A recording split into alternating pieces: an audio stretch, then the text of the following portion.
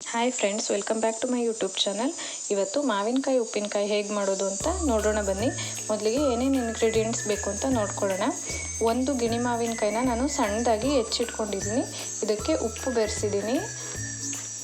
ಒಂದು ದಿನ ಪೂರ್ತಿ ನೆನೆಲಿಕ್ಕೆ ಬಿಟ್ಟಿದ್ದೀನಿ. ನೆಕ್ಸ್ಟು ಉಪ್ಪು, ಅಡುಗೆ ಅರಿಶಿಣ, ಸಾಸಿವೆ, ಮೆಂತ್ಯ, ಆಯಿಲ್, ಒಣಮೆಣಸಿನ್ಕಾಯಿ, ಖಾರದ ಪುಡಿ, ಹಾಗೆ 2 ಗೆಡ್ಡೆ ಬೆಳ್ಳುಳ್ಳಿನ ಸಣ್ಣದಾಗಿ ಜಜ್ಜಿಟ್ಕೊಂಡಿದ್ದೀನಿ. ನೆಕ್ಸ್ಟ್ ಹೇಗೆ ಮಾಡೋದು ಅಂತ ನೋಡೋಣ ಬನ್ನಿ. ಒಂದು ಬಾಣಲಿನ ಬಿಸಿ ಮಾಡಲಿಕ್ಕೆ ಇಟ್ಟಿದ್ದೀನಿ. ಇದಕ್ಕೆ ನಾನು 1 ಟೇಬಲ್ ಸ್ಪೂನಷ್ಟು ಸಾಸಿವೆನ ಆ್ಯಡ್ ಮಾಡ್ಕೊಳ್ತಾ ಇದ್ದೀನಿ. ನೆಕ್ಸ್ಟು 1 ಟೇಬಲ್ ಸ್ಪೂನಷ್ಟು ಮೆಂತ್ಯನ ಆ್ಯಡ್ ಮಾಡ್ಕೊಳ್ತಾ ಇದ್ದೀನಿ. ಇದೆರಡನ್ನು 1 ನಿಮಿಷ ಸಣ್ಣ ಉರಿಯಲ್ಲಿ ಚೆನ್ನಾಗಿ ಹುರ್ಕೋಬೇಕು.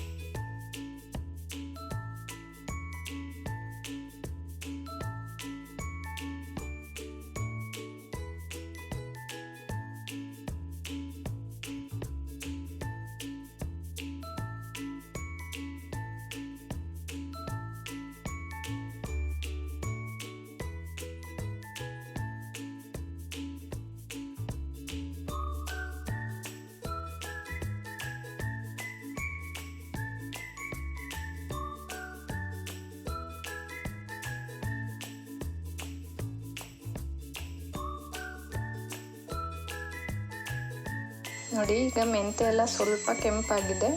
ಇದನ್ನು ನಾನು 1-2 ನಿಮಿಷ ತಣ್ಣಗಾಗ್ಲಿಕ್ಕೆ ಬಿಡ್ತೀನಿ. ನೆಕ್ಸ್ಟ್ ತಣ್ಣಗಾದ ನಂತರ ನಾನು ಒಂದು ಮಿಕ್ಸರ್ ಜಾರ್ಗೆ ಸೇರಿಸ್ಕೊಳ್ತಾ ಇದ್ದೀನಿ. ಇದನ್ನು ನಾನು ಸಣ್ಣದಾಗಿ ಪುಡಿ ಮಾಡ್ಕೊಳ್ಬೇಕಾಗುತ್ತೆ.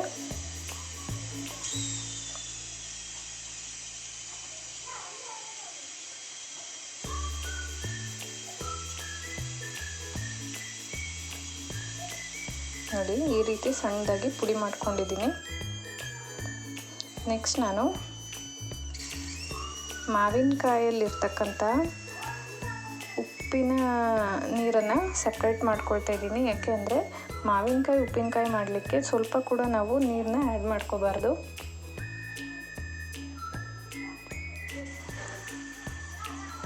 ಅದರಿಂದ ಪೂರ್ತಿ ನಾನು ಸಪ್ರೇಟ್ ಮಾಡ್ಕೊಳ್ತಾ ಇದ್ದೀನಿ.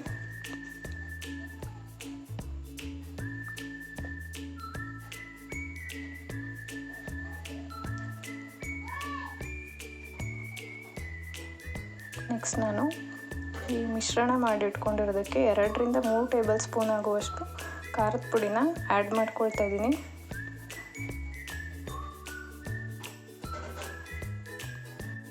ಇದಕ್ಕೆ ನಾನು ಮಾವಿನಕಾಯಿಂದ ಸಪ್ರೇಟ್ ಮಾಡ್ಕೊಂಡಿರ್ತಕ್ಕಂಥ ನೀರನ್ನ ಆ್ಯಡ್ ಮಾಡಿಕೊಂಡು ಚೆನ್ನಾಗಿ ಪೇಸ್ಟ್ ಮಾಡ್ಕೋಬೇಕಾಗುತ್ತೆ. ಬೇರೆ ಯಾವ ನೀರನ್ನು ಕೂಡ ಸೇರಿಸ್ಕೊಳ್ಳೋ ಹಾಗಿಲ್ಲ. ಇದಕ್ಕೆ ನಾನು ಸ್ವಲ್ಪ ಅರಿಶಿನ ಪುಡಿನ ಆ್ಯಡ್ ಮಾಡ್ಕೊಳ್ತಾ ಇದ್ದೀನಿ. ಇದನ್ನು ನುಣ್ಣಗೆ ಪೇಸ್ಟ್ ಮಾಡ್ಕೋಬೇಕಾಗುತ್ತೆ.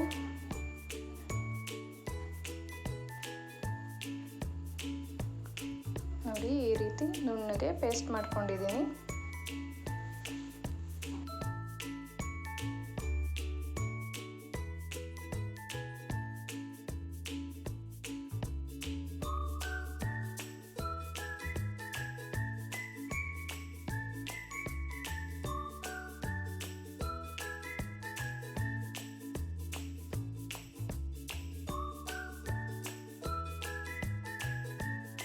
ನೆಕ್ಸ್ಟು ನಾನು ಈ ಪೇಸ್ಟನ್ನು ಮಾವಿನಕಾಯಿ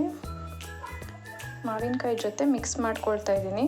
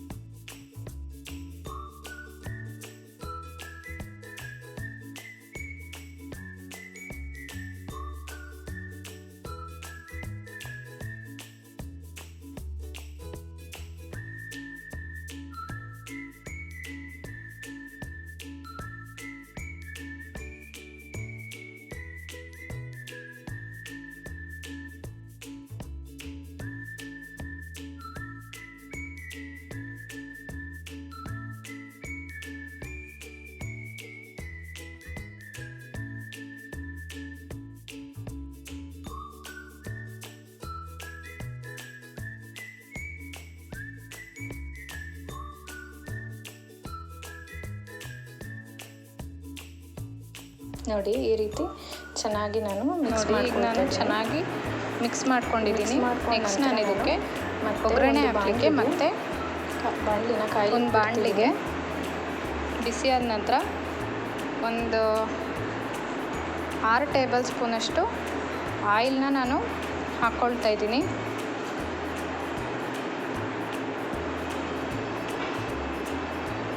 ನಾನು ಇದಕ್ಕೆ ಒಂದು 4 ಟೇಬಲ್ ಸ್ಪೂನಷ್ಟು ಆಯಿಲ್ನ ಆ್ಯಡ್ ಮಾಡ್ಕೊಳ್ತಾ ಇದ್ದೀನಿ. ಇದು ಚೆನ್ನಾಗಿ ಕಾದ ನಂತರ ನಾನು ಇದಕ್ಕೆ ಸ್ವಲ್ಪ ಸಾಸಿವೆನ ಆ್ಯಡ್ ಮಾಡ್ಕೊಳ್ತಾ ಇದ್ದೀನಿ.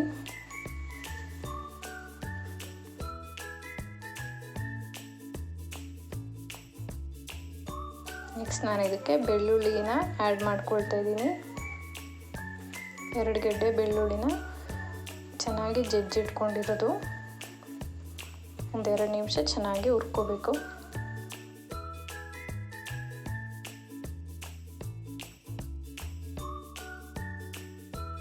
ನೋಡಿ ಈಗ ಬೆಳ್ಳುಳ್ಳಿ ಸ್ವಲ್ಪ ಕೆಂಪಾಗ್ತಿದೆ. ನೆಕ್ಸ್ಟ್ ನಾನು ಇದಕ್ಕೆ ಒಣಮೆಣಸಿನ್ಕಾಯಿನ ಆ್ಯಡ್ ಮಾಡ್ಕೊಳ್ತಾ ಇದ್ದೀನಿ.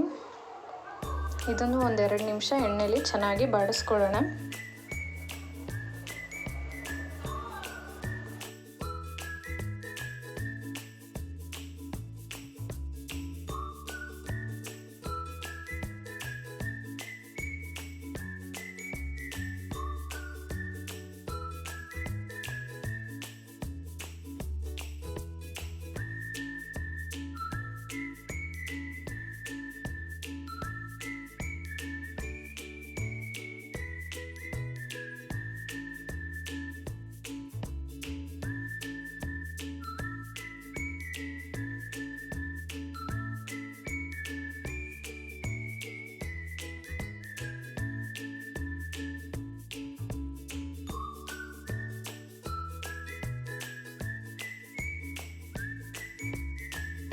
ನೋಡಿ ಈಗ ಒಂದು 2 ನಿಮಿಷ ಚೆನ್ನಾಗಿ ಬಾಡಿಸ್ಕೊಂಡಿದ್ದೀನಿ. ಈಗ ನಾನು ಈ ಒಗ್ಗರಣೆನ ಖಾರ ಕಲಸಿರ್ತಕ್ಕಂತಹ ಮಾವಿನಕಾಯಿಗೆ ಆ್ಯಡ್ ಮಾಡ್ಕೊಳ್ತಾ ಇದ್ದೀನಿ.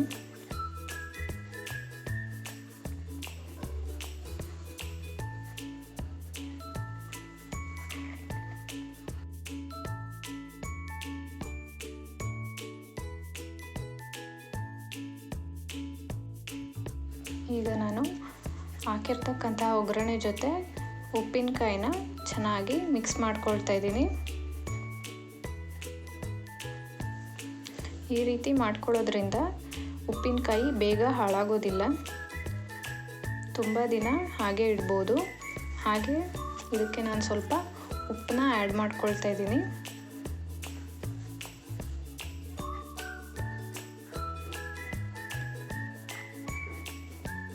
ಮತ್ತು ಇದೇ ಬಟ್ಲಲ್ಲಿ ನಾನು ಒಂದು ದಿನ ಪೂರ್ತಿ ಚೆನ್ನಾಗಿ ಕರಗಲಿಕ್ಕೆ ಬಿಡಬೇಕು. ಚೆನ್ನಾಗಿ ಕರಗಿದ ನಂತರ ನಾನು ಇದನ್ನು ಒಂದು ಗಾಜಿನ ಬಾಟ್ಲಿ ಅಥವಾ ಪಿಂಗಾಣಿ ಬಾಟ್ಲಿಯಲ್ಲಿ ಶೇಖರಣೆ ಮಾಡಿ ಇಟ್ಕೋಬೇಕಾಗತ್ತೆ. ನೀವು ಕೂಡ ಮನೆಯಲ್ಲಿ ಟ್ರೈ ಮಾಡಿ ಹೇಗೆ ಬಂತು ಅಂತ ಕಮೆಂಟ್ ಮಾಡಿ. ಈ ವಿಡಿಯೋ ಇಷ್ಟ ಆಗಿದರೆ ಪ್ಲೀಸ್ ಲೈಕ್ ಮಾಡಿ, ಶೇರ್ ಮಾಡಿ, ಹಾಗೆ ಸಬ್ಸ್ಕ್ರೈಬ್ ಮಾಡಿ. Thank you for watching.